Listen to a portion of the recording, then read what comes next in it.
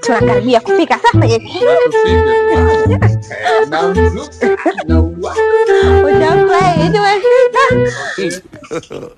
God have mercy upon us. Kwanza shuga. Hajielewi. Wewe mwanamke siku hizi umebadilika kitabia mpaka kimuonekano wako pia umebadilika. Kwa hiyo huyo unatoka naye huko unakuja kumuingiza huko ndani, si ndio? Pigia jibu.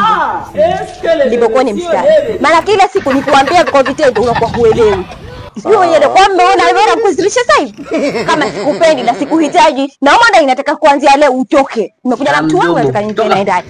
Huyo ndio Kamdomo. Kwa hiyo huko ndani unajua kakukodia nani? Hata kama umekodi wewe. Ile smoke la nani? La kwangu imeandikwa nani? Na lako.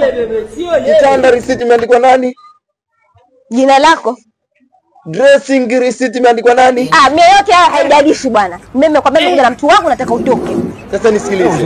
Huko ndani unapokaa huko nimekukodia mimi kila kitu mimi. Kwa hiyo sasa mimi naomba ushafahamu wewe ndio uondoke.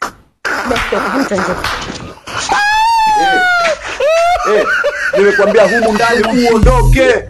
I want problems. Nimekuchoka. Kama wewe ulivyosema kama umenichoka mimi, basi na mimi nimekuchoka wewe.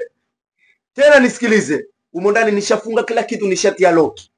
Kwa hiyo bro, chukua huyu unaenda kaishi naye. Humu ndani basi. Ishi na mtu wako anakupenda. Kwa hiyo shangwe lote ili kwamba wote zetu kwangu sijui na nini taishi taenjoy. Kwa hiyo hii ndio tunaenjoy sio? Oa si dharau mwanangu. Chai. Na nichukuliaje mimi wewe? Mimi nikuchukulia mwanamke fulani hivi, mwanamke unajitambua na kujielewa alafu kumbe ndo wale tu. Kumekucha kwa time. Wewe mwenyewe si ungekuwa bwana umekuwa basi ungenipeleka kwako. Kwa nini umekubali kuja kwangu? Nenda bwana.